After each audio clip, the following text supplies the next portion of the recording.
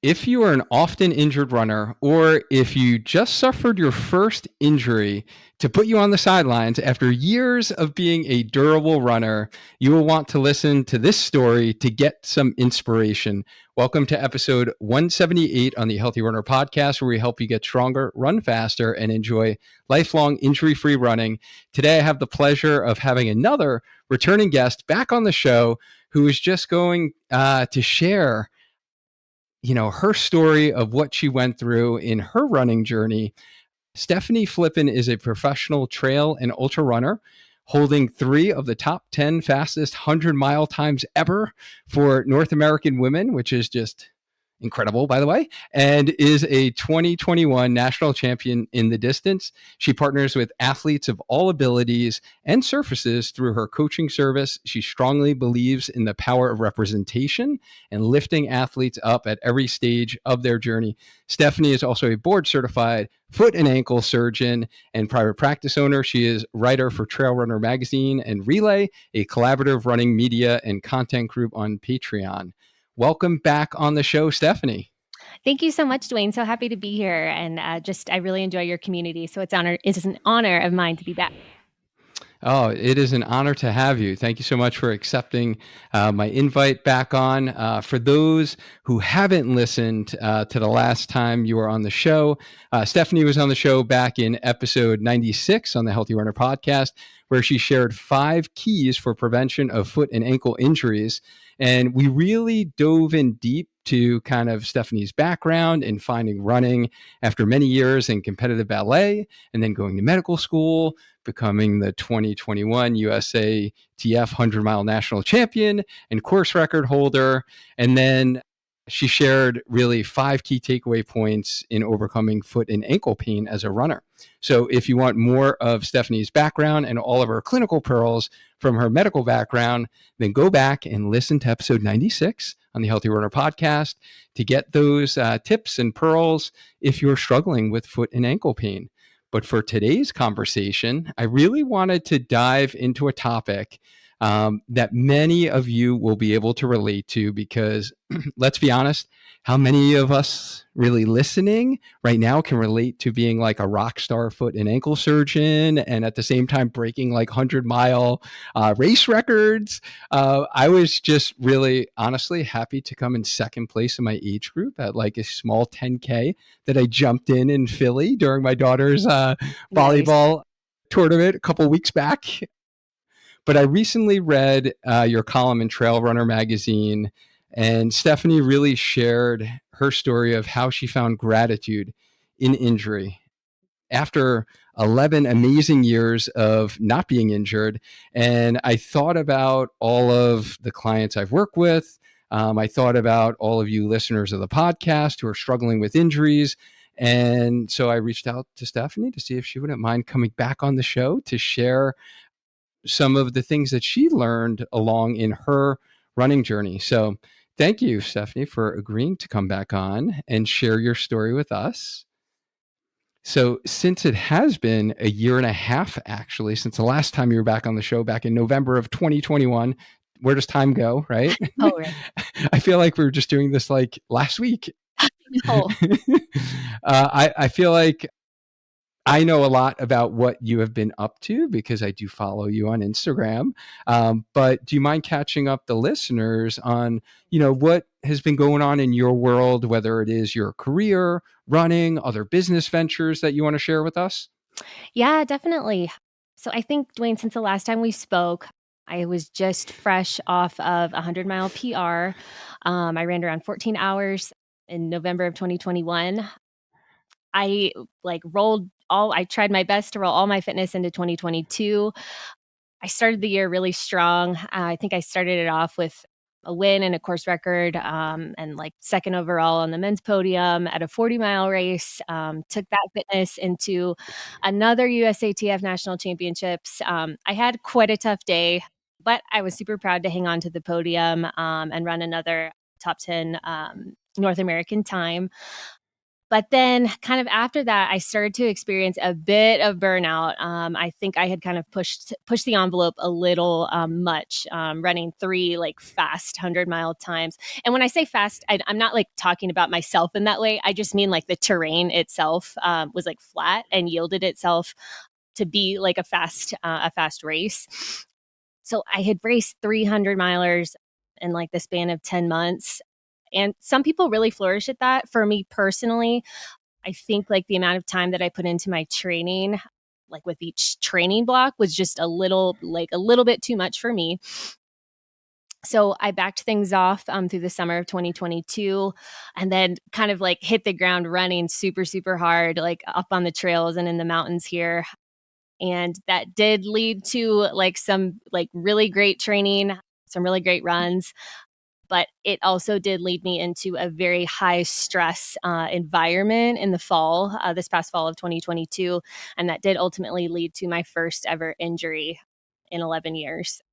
I've had a few like soft tissue, like, like very minor, like strains and things like that, but nothing that has ever taken me out for more than like 2 to 3 days, like at a time. So I encountered my first injury. I discovered it in November, so like late fall, and I spent the winter recovering from it. And honestly, not just recovering from my physical injury, but I really had to take a close look at my mental and emotional health. And that's really actually what I focused on the most this past winter. In terms of like what I've been up to in 2023, I've made a lot of big changes to my life. And I wrote about it a bit in the article that you referenced. But really, I just kind of had this epiphany that life is way too short. And like injuries are like definitely a part of an athletic lifestyle. But for me, it was a wake up call. I was definitely like, when you introduced me like on the podcast, like I am so proud of like all of the different hats that I'm so fortunate to wear. But at the same time, like I put way too much on my plate. And I really had to do a deep assessment of kind of like the lifestyle that I'd been leading and honestly, like the example that I want to be setting for my athletes, patients, and just supporters. Yeah, no, I think that's definitely, what intrigued me about the article. And there was a lot that I related to in your story. And that's why I had a feeling many people were going to be able to relate to this. So as you guys know that like every week on the show, we kind of coach you to grow as a runner in 6 steps. We talk mindset, strength training, running, nutrition, recovery, race strategy, just like the process of building a strong, durable home that will last a lifetime requiring little maintenance. So today, guys, Stefanie is really going to fill kind of your mindset bucket and really share how, she found gratitude through injury. And I think, you gave us like a quick, brief like overview of what's happened in that year time period. But I think a good place to start really would be sharing your thoughts on what you were thinking prior to the fall of 2022 Sure. as you wrote about kind of feeling like an invincible runner. Yeah. And why Mhm. why did you feel that way? Yeah. Something like an aspect of myself as an athlete and honestly just as like a human has been like, I have just been durable. I feel like, I put myself through like medical school, residency. Like I started like running ultras when I was in medical school. And really, like, I don't want to say that things were easy. They certainly were never easy, but I was always able to find like a way to get through it. And like I was always able to like finish the race, whether that's like an actual race or like, a class, like tests, like residency, like all of my training. I was always able to find a way to get it done. And I think that like, it ties back into like mental strength and how I've been developing that like over the course of pretty much my entire life based on the kind of like sports and activities and the career paths that I've been taking. But through the summer, as I worked to kind of like work through burnout and then kind of get, I was dealing with a bit of like low ferritin stores and things like that. I really put everything into getting myself back on track. And I did, but at the same time, I was going through enormous emotional stress. And where I made the mistake is that I didn't accommodate for how much that emotional stress was kind of, and you mentioned like a bucket. I also like to use that analogy of like different buckets, especially when it pertains to stress. And I just kind of had this mindset that, like, as crummy as like the emotional stress that I was dealing with was, I felt like, based on like my track history, that I could just power through and get it done. And for quite a while I did. I maintained like my kind of like classic high mileage training, but at the same time, like I said, the emotional stress that I had going on, coupled with the fact that I was putting myself through like really intense heat training. I was training for Javelina 100. I was like in the sauna like 4 days a week. I was doing all of my like trail runs at altitude above, 7,500 feet. And I wasn't placing enough emphasis on recovery. I thought that, like, I've done this before. Like, I've put in, multiple 110, 115-mile weeks, but I'm also the type of person that when I recognize a potential weakness in myself, I'll go all in on, like, quote, fixing it, right? So I was coming off, like flat, fast, like 100-mile training. And Javelina is definitely still like a fast course, but it has a little bit more elevation gain than what I'd been training for earlier in the year. So I hit the trails super hard, like very hard, to the point where I was stacking, like 10,000 feet of elevation gain on top of like 100+ mile weeks, which for, professional like trail and mountain runners, someone like Killian Jornet or Jim Walmsley, like those numbers are like so like minimal to them, but for someone like me who's like working full time, like, I do have support as a professional athlete, but working full time in the office, coaching my robust team of athletes, it just was kind of a recipe for disaster. And I didn't see it initially. And I just kind of thought like, oh, it's just like the normal fatigue that, kind of the taper will resolve. But yeah, I wouldn't say that I felt like I was invincible, but I think because of my track record and the fact that I have always placed such importance on my fueling, like my menstrual cycle, I'm not restrictive at all. Like, I thought that I had a really, really good hold on all of those risk factors. And I honestly think, and in terms of like my entire medical team has weighed in since the injury, we've all kind of agreed that like stress is stress. And that is definitely the biggest lesson that I learned getting that first injury this past winter.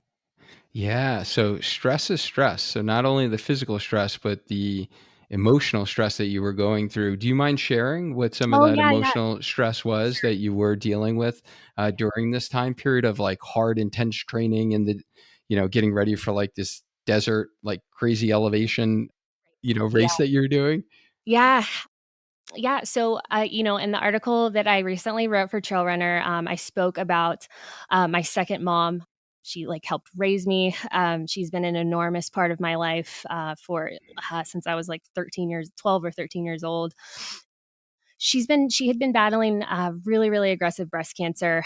She was initially diagnosed in 2017. She's honestly the reason why like I started going all in on 100 milers and just like trail and ultra races in general. It kind of felt like her fight and her journey through like such intense chemotherapy. It felt like this parallel for us, like with me, like heading out on these like really intense, like long runs and then like lining up for these races. And she had expressed to me over the years that like, my fight was her fight and we were in this together. And just like me running and like lining up for these races, it helped her get through chemotherapy. She had expressed to me that it helped her like feel free. So really, like that's honestly my why. Like, and it's never wavered ever since I lined up for my first 100 miler. That was back in 2015. Like I said, she was diagnosed in 2017. And literally every race that I've lined up for since 2017 has been for her. There's no question or doubt about that. I mean, I race with a picture of her on a little pin on all of my bibs. Her name's Susie. But unfortunately, this past year in 2022, things took a really intense turn for the worse, especially over the summer.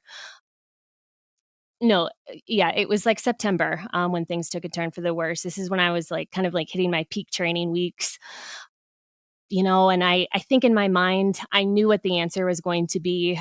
She had like a few upcoming oncology appointments. And, you know, my family, she's my mom's best friend. I think I was really hesitant to kind of tell my family that like, hey, I just knew from my medical background that like this is probably the end here. And that was hard. So I was kind of harboring that and like internalizing all of that, just kind of like waiting until Susie had her final oncology appointment. But then, like the night before Javelina, my mom had shared with me that like things like her liver was just not functioning at all anymore. So I kind of had that news like Wow, definitely the like night weighing on before. me. What's that? The night before Yeah, your the big night race before. that you've been training for months and months. Right. Yeah. And it's not one of those things where like I'm someone that couldn't handle hearing that the night before. I knew like I'm a really very like pragmatic person. And especially being a physician myself, like I don't want to be in the dark with those types of details. But yeah, so I lined up for that race. I ended up having to pull at 100K. It was strange. I had such conflicting thoughts about pulling from that race just because I actually wasn't in pain. But there was a red flag that went off in my mind. And it just was like, there's something is seriously not right. Like, you need to stop. Even though you're not in like outright pain, I felt like I had no power. I felt like I didn't have like glute muscles like on either side. So that was strange to me because it was bilateral. I figured, okay, if it was unilateral, that would have been a little bit more like I would have been able to kind of deduce what was going on. But I just, like I said, I had no power. I felt like I could not like accelerate at all. Like, and at first it harbored as like I couldn't accelerate going up, like I couldn't ascend. And I thought, okay, that's not the worst thing because this is like a fairly flat race. If I can just like lightly jog these uphills as a, and like kind of like power hike some of it, and then like once I get to a downhill or a flat, then I can really pick it up. But as the race progressed, I couldn't even like accelerate on any downhills or flats. And I was like, something is just seriously not right. So I pulled. It was strange though. Like I felt like I couldn't figure out what was wrong. And then this is kind of the crazy part and why I really wanted to write that piece for Trail Runner is because when I got the call to come home to say goodbye to Susie, my mom said like, she has 10 to 14 days left of life. Like you have to come home now to say goodbye. When I got that call, I immediately like booked a flight back home to San Diego. But what was strange was that I had recovered from the race. Like that type of like loss of power, it didn't like completely resolve, but it definitely improved. But the day that I got that phone call from my mom, I went on a final run before I flew home and like I felt that loss of power again and that like inability to really like accelerate, especially going up. I was like, okay, I won't think about it too much. Came home, I said goodbye. The hardest thing I ever had to do, just largely because like both my parents are still alive. Fortunately, my grandmother is still alive. I really haven't gone through a very, very hard loss of a family member since I was like 6 or 7 years old. So this was like my first major, emotional stressor as an adult. When I flew back to Colorado, it was kind of just waiting until I got the news that Susie had passed. And ironically, the day that she passed on my run, I had like immediate anterior groin pain and pain that like stopped me in my tracks. I've never felt that type of pain before. And I just knew I was like, you have to order an MRI now.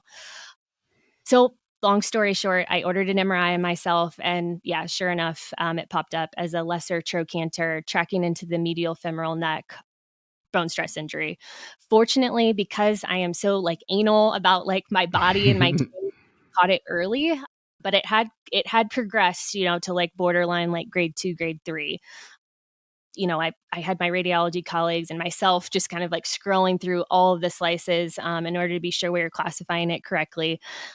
And yeah, it was, like I said, it was like pretty much a grade 2, but Duane, as you know, in such a high risk area, it was tracking into the medial femoral neck. So I really didn't want to mess around with that. So yeah, that kind of like brings me to that point in the journey. Yeah, no, I think there's so much, that I think runners can take away from what you just shared is, from what I heard from you, this was the first big emotional stress, right, that you've been through as an adult. You've had this, really, you know, great, like, accomplished career, right? Like starting in your professional career and then turning that into a running career. And this was something that you've never dealt with before. And I think there's going to be many people who can relate to like their life being turned upside down, whether it is, a death of a family member. I shared on the podcast before when I lost my mom 2 years ago, and that was by far the biggest thing since, Yeah. well, biggest thing in my life, right? Like that. And it's like this definitive point that you think about, right? And, just like, you getting through medical school, for me, it was like me getting through PT school and then me going on to do a PhD and like doing that. It was like these kind of, I guess, snapshots in your life that you like definitely remember, but there was never something that was like this big and meaningful to you. Oh, yeah. Mhm. And at the same time, you were doing some intense training physically, and this did impact you, even though you thought at the time that you were compartmentalizing everything and, you know, it wasn't going to hinder your training because you've always gone through that and have, crushed your training before and did really hard things.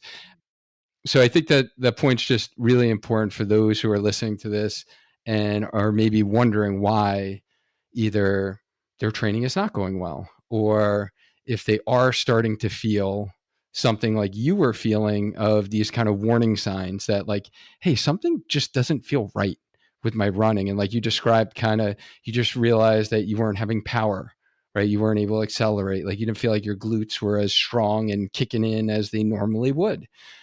So you're kind of seeing some of those warning signs.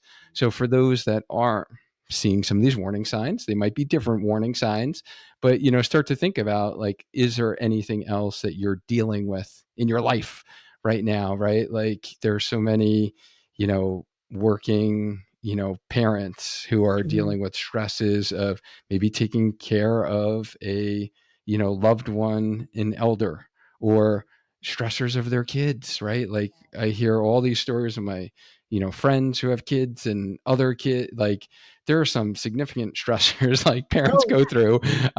Or if you're going through a divorce recently, right? Or you're going through all of that. And, I just talked with the runner recently that, and how this affects us, it does impact our running.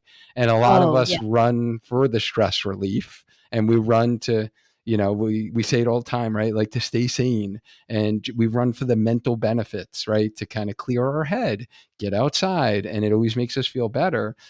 But we still have those, stressors in our life. And there is a connection, even though we can't see the connection between like your emotional and mental state and your physical tissues. And for you, it was your bone, right? And it was the bone that, basically said, like, hey, I've had enough loading right now. I'm going to let you know that, I'm going to get some swelling here and I'm going to give you some pain because we need to change something in your life right now. And that was kind of that sign for you. So I guess, and definitely, obviously, coming from your medical expertise and background, you've given this diagnosis a lot to runners, I'm sure. Whether it's a metatarsal, right, stress fracture, or maybe even, I'm imagining kind of rare calcaneal, but even maybe a tibial stress fracture. And, how did you, what were your thoughts like when it happened to you? Like you've delivered the diagnosis so many Oh, yeah. times, Right. like were you in total shock or? I mean, I was and I wasn't. It made sense because I was acknowledging the fact that, like, my emotional stress had reached an all-time high. I mean, I was unable to go, like, 15 minute, and I'm sure, Dwayne, like, you can attest to this from losing your mom. I mean, I've done a lot of work, like, in grief counseling and therapy and with a mental performance doctor over the past 6 months to get to a point where, like, I can even just say her name without, like, breaking down. But, I mean, during those months, And like when I ended up diagnosing myself with the injury, I mean, I couldn't go like 15 minutes without crying. Like it was constant. Like I was like crying in my sleep. Like I was in so much pain too. And I was like waking up and I like didn't understand why like my face was wet. I mean, it was really extreme. And I'm honestly not like embarrassed or like feel any shame to like talk about that. I feel like there definitely needs to be more normalization of that because my initial thought when I saw the MRI, I mean, I definitely like come from a place of privilege in that like, you know, I'm like close colleagues with the MRI center that I go to. That's where I send all my patients. So, you know, the tech like was like in my ear, like through the like on the monitor, like telling me what she was seeing and then brought me back immediately so I could look at the slices. But I mean, it felt like such a punch in the gut when I saw like, you know, the T2 images. For your listeners, it's like when you can see the fat just kind of like light up and you can really see the like the edema and the swelling that's going on within the bone. When I saw it, my first thought was like I was so embarrassed. And I think that's because I have preached for so long to my athletes and my patients that like nothing is worth like pushing your body to the point where like the bone has to press the panic button.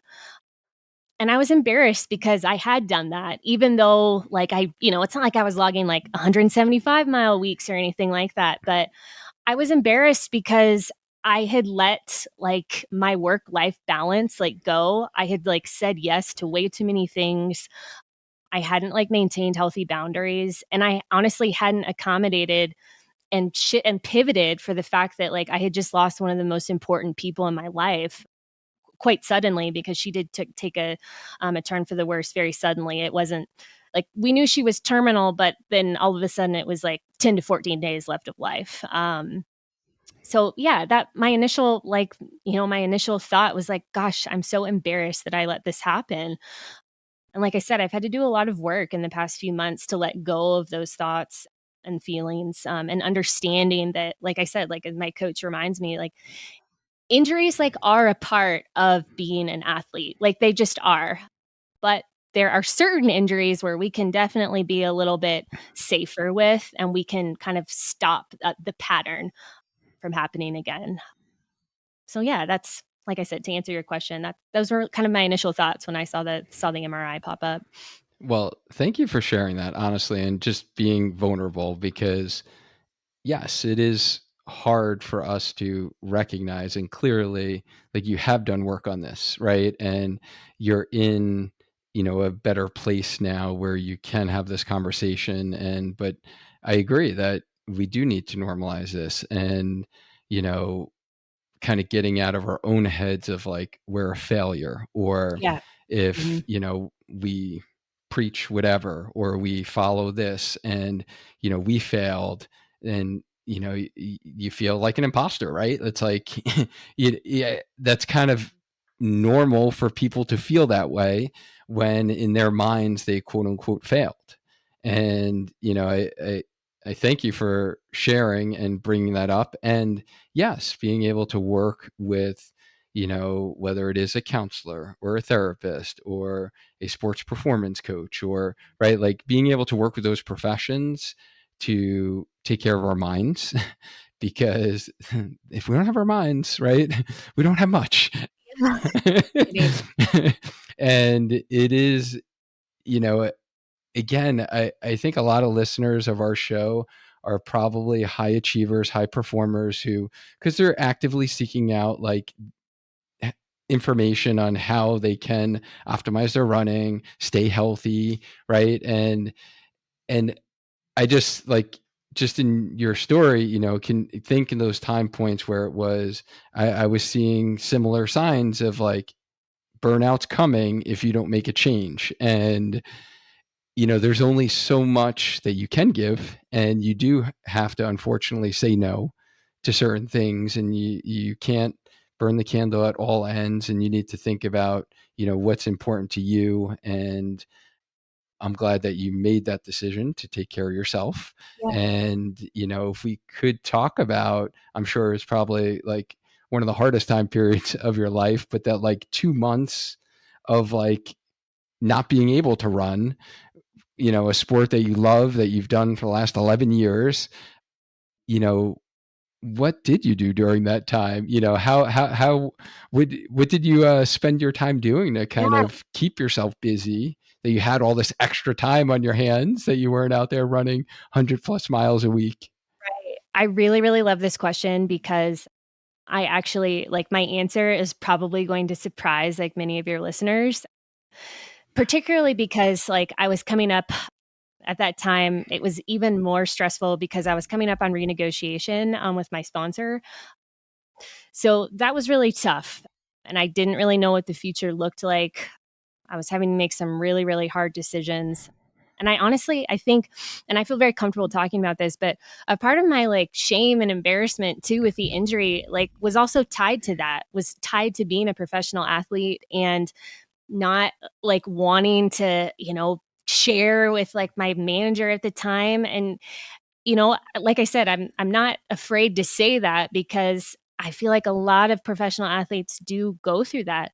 I mean, I think times are changing and things are getting better, but it's still a really scary thing to be like, okay, like I had all of these race plans planned, for like early winter, and the spring season for 2023. And I'm now having to scrap all of them because, well, as you know, Duane, like, yes, I had to take, 2 months off from running. I then had to build in time to like ease myself back in, like return to sport. It's not like I just, could then just hop back into my normal training. So I think that really weighed quite a lot on my mind. But fortunately, I had such incredible support. I ended up like signing a multi-year contract with a brand that I really, really love, and they like were so supportive. They helped get me set up with like the very best medical team in terms of like sports psychology, my mental health consultant and doctor, and they really just prioritized that, and they prioritized me getting better for me and not from a performance perspective. And I can't express enough how empowering that was and how much like I just felt this weight be lifted because I felt like during these 2 months, I then felt like I had an opportunity to get myself better, like in my head too. And at the same time, obviously heal the bone. But it felt like I said, it felt more like an opportunity and less like, oh my gosh, I can't do what I love for 2 months. This sucks. Like, I'm like dipping into this like depression from this. I think another big thing for me too is that I'm very much someone who I'm very careful to not identify purely as a runner. I identify as a human first, like before like doctor, coach, or any of those things. And I really try to communicate that to my athletes too, because like sometimes running is going to be taken off the table and you're going to have to reckon with the fact that like that should not cause your entire world to come crashing down. And if it does, it means that you're not diversifying yourself. And even though I get paid to run, I really had to look myself in the mirror and be like, this is an opportunity for you to practice what you've always preached and to work on yourself as a human. So I actually didn't like go crazy with cross training. I probably sat on my butt on the couch and like watched like horrible Christmas movies and just ate a bunch of like cookies. I referenced that in the piece I wrote for Trail. I did that for about 2 weeks. And the reason why I did that is the first reason is because I was in quite a bit of pain. Like the bone pain, like I consider myself to have a really high pain tolerance, but the bone pain was so severe that really like even me getting into the pool or like getting on the bike at 0% resistance, it just didn't feel good. So I went with like what felt good. And what felt good was just laying on the couch and doing nothing. And I want to normalize that as well. I am a professional athlete, but I didn't just like immediately start kind of like psycho cross training. I didn't. And a large reason for that, like I said, is the pain, but two, like my body just needed the rest. It didn't need movement. Like there are many times where our bodies do need movement, but for me and for those first 2 weeks, it just needed me to just be sedentary and to honestly process the loss of Susie, process like this major injury that I had sustained, and just kind of like look forward and see what I could do to rectify all of these different things. So that's what I did for the first 2 weeks. After that, like when my pain was finally under control, I was able to ease into cross training. and I worked with a physical therapist in order to help build me back, like from a cardiovascular perspective. And then once I was cleared to, I really started hitting like strength pretty hard with at my PT's guidance.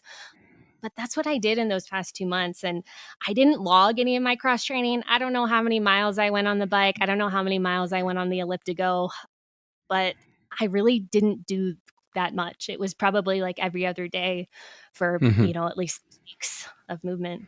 Yeah, and in the piece you talk about kind of Christmas Day being like one of those reflective moments or points in time that was kind of like a little turning point for you. Why was that? Yeah, I think because for those first 10 to 14 days, when I was like just in pain and just kind of laying around, I was just so like, I was just feeling really bad, like, and sorry for myself.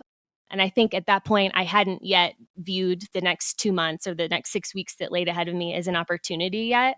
I was really just, I had so many regrets. I was like, if you hadn't like ran that 40 miler, like long run in training, if you hadn't like gone out to Arizona and put in, like a 55-mile weekend, like if you just hadn't done these things, and I felt like I was just replaying all of these training decisions I had made, and it's like, if you hadn't forced that hill workout like 2 weeks out. I spent those first 2 weeks doing that and just like ruminating. And also, I think I was like crossing wires with like my emotional stress and like what was going on physically. And what I mean by that is like, the mind is so strange, but this is the way my mind works. It's like my mind kept going back to like, if you hadn't done this, then like Susie wouldn't have passed. Like if and I was like, my mind was like trying to make all these connections with everything that I was trying to process. And then finally on Christmas Day, it was like, okay, enough. Like you allowed yourself to like go through this stage of grief. And now it's time to move on to the next phase. And for me, that wasn't like, okay, like you're done kind of throwing this temper tantrum and now you're better. It really was like, okay, now I have to move on to the next phase of processing like both of these losses at the same time. And like I said, I can't say enough good things about my therapist, who's also my sports psychologist, as well as like my mental performance coach, just because they both helped me pull through this in a healthy way. And like I said, in a way where I saw an opportunity and I was curious about how how healthy I could get, like mentally, emotionally, and physically. Right, right. And yeah, no, man, again, just to normalize, like I love that you're sharing this because, right, many people feel those regrets, whether it is an injury, whether it is performance wise, and they just didn't hit what they wanted on the clock and they feel like, and they go through, all the regrets and maybe I shouldn't have did this. Maybe I should have did this. Maybe I should have wore those shoes right. You go through all those things and, there does come a time, right, where we need to kind of turn the page. And I love also how you mentioned earlier that you're human and Yeah. you're not only identifying yourself and your self-worth as what you do from a running performance standpoint and what your running right results look like. And yeah, I think I see that a lot, that many people do define themselves as that. And I think as we continue in our running journeys, and all of our journeys look different, right? We're all unique, but we all have a journey. And sometimes as we're going through that journey, and whether we're very successful at the journey or, we're really shooting high, we have some really high goals and we're taking action to learn everything possible, implement everything possible. And then when we don't get that result, then we, right, like everything falls on that.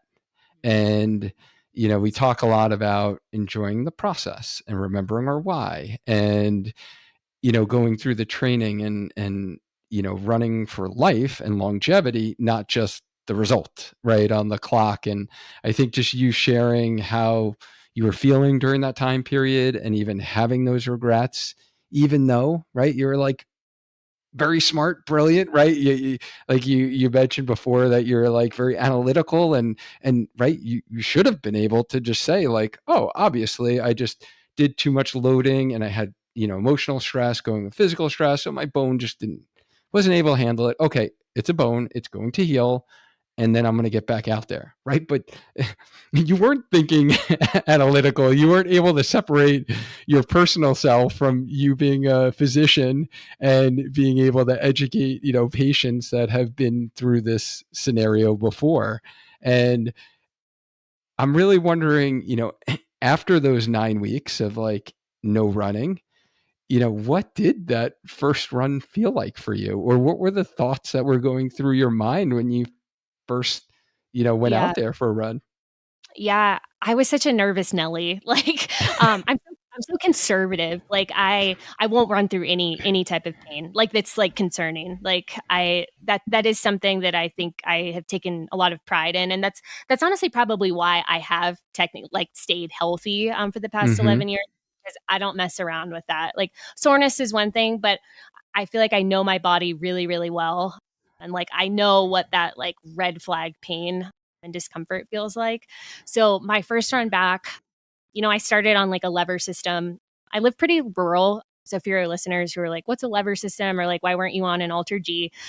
For me, I would have had to drive like an hour and 20 minutes one way to get access to the closest Alter G where I live. So fortunately, one of my close friends lended me her lever system. So I was on that and I started with like 1 minute run intervals on 4 minutes walking. I was fortunate to have the guidance of one of the top exercise physiologists and coaches like in the world. I'm so grateful to Trent for giving me and guiding me back with a very conservative return to sport protocol.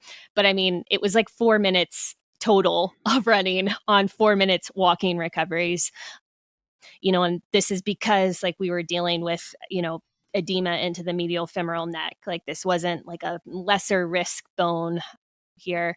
So yeah, I mean, and I do remember like after my first run, even though it was super minimal running, my calves were destroyed. Like my calves were and then my PT was like, okay, we need to start adding back in like weighted calf raises. We gotta like get your other soft tissue structures like back in the game here. But I mean, I had such gratitude to be back, even though it was in such like a quote minimal capacity.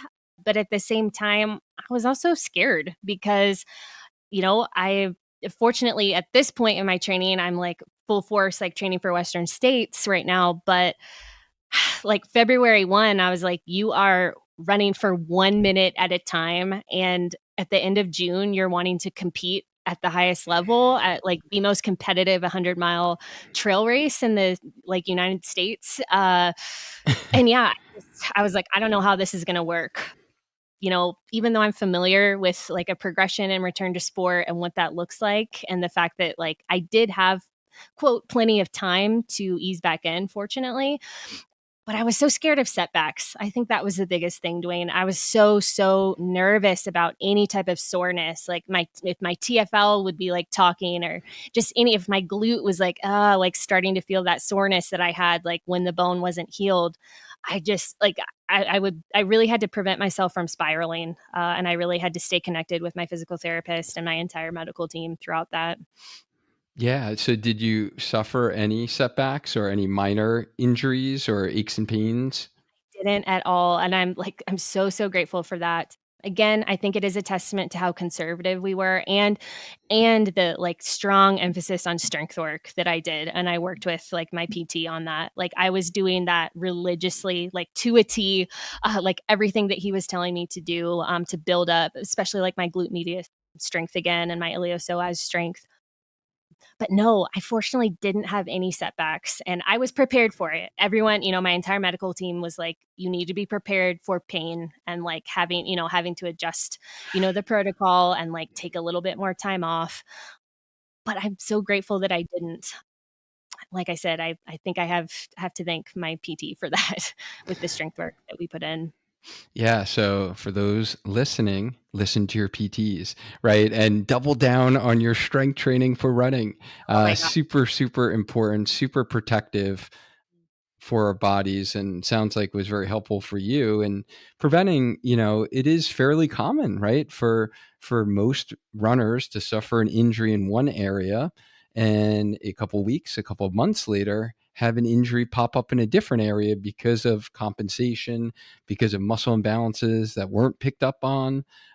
And now you start putting stress and strain in another area of the body, and then you wind up getting a tendinopathy or tendonitis, in those areas.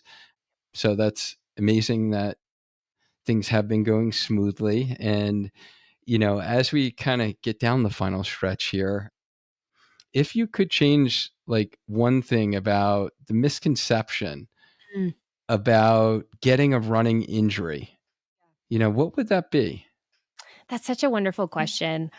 I would probably answer it in that, like, try your best to discard, like, the shame and, like, the guilt and, like, the kind of ruminating thoughts and the what ifs, because you really only have, like, the present. You only have right now. You can't like fast forward and find out how the race, in the fall is going to go. And that's something like I've really had to work on. I always want to know how things are going to end, for better or for worse, because I want to be able to prepare for that result.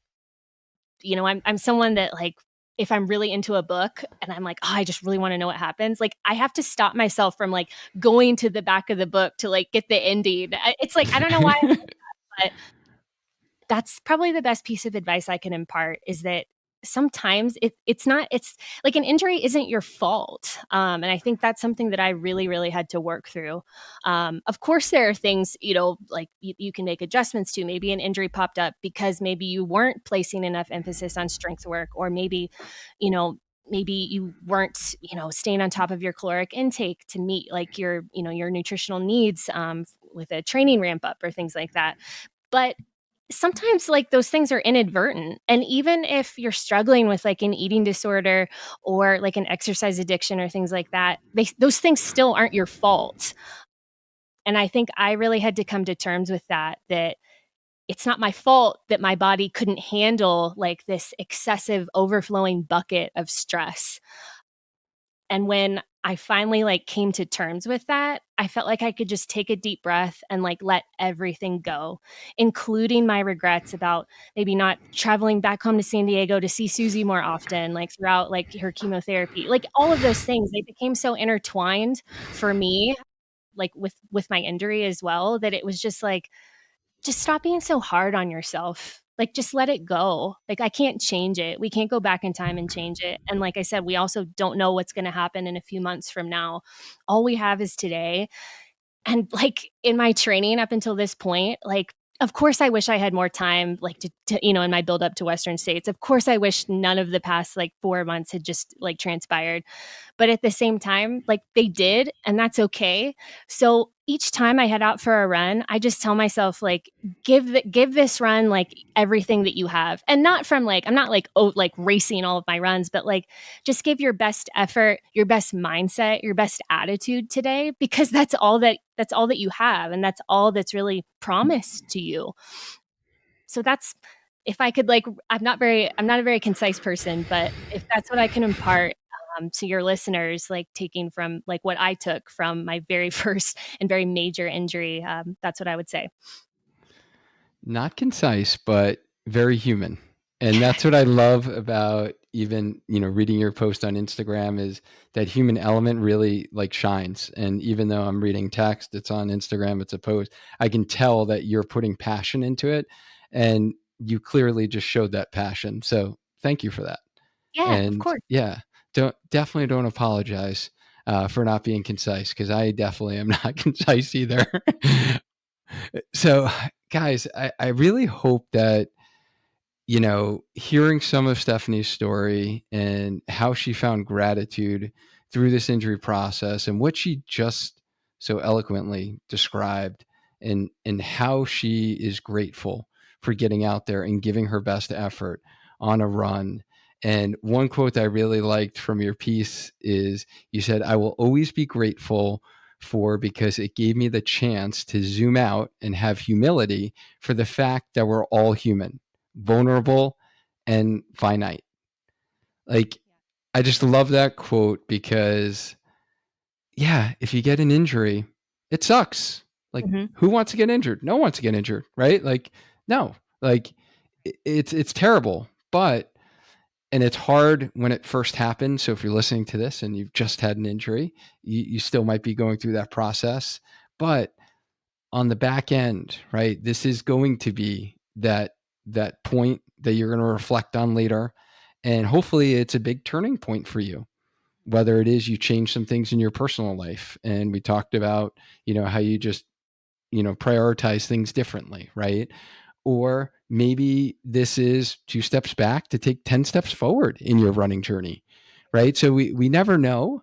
And I just love the fact that you highlighted that, we just show up to be our best selves and to be, mentally present, mentally strong, and, give your best effort. Yeah. Right. And that's I think the standard we should hold for ourselves. So thank you for sharing that. I really appreciate you coming on and sharing your story. Where is the best place? I know you're doing lots of different things right now, but how can our healthy runner community, if they haven't been in touch with your work yet, where can they connect with you? Yeah, I just launched a brand new website. It's www.stefanieflippin.com. My wonderful partner created that website for me. That website has like links to everything. You can also find me like on Instagram. My handle is at Stefanie and Flippin. I'm sure Duane will pop in with the spelling since I have kind of a funky spelled name. But yeah, my website is probably the best place. You can reach out to me there. I have multiple different options for inquiries or just reaching out. I have plenty of readers who just reach out and just give me some feedback or like a quick thank you note in terms of like my writing and things like that. I also include my links on my site to all of my articles there. That's fantastic. And you're going to be doing a monthly column, is that correct, in Trail Runner Magazine? Monthly column. You can also check me and my partner, my podcast host partner, Carolyn Sue, out on Spotify.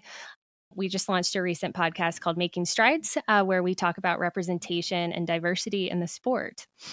Awesome. Yes, I follow Carolyn as well, and yeah, I'm looking forward to listening to that. I know it's fairly new launch with your podcast, so I'll definitely be thrown in my rotation for Wonderful. my runs. So yeah, thank you so much for taking the time out and being vulnerable, sharing your story, so we can all learn a little bit and grow in our own running journey. I appreciate it, Steph.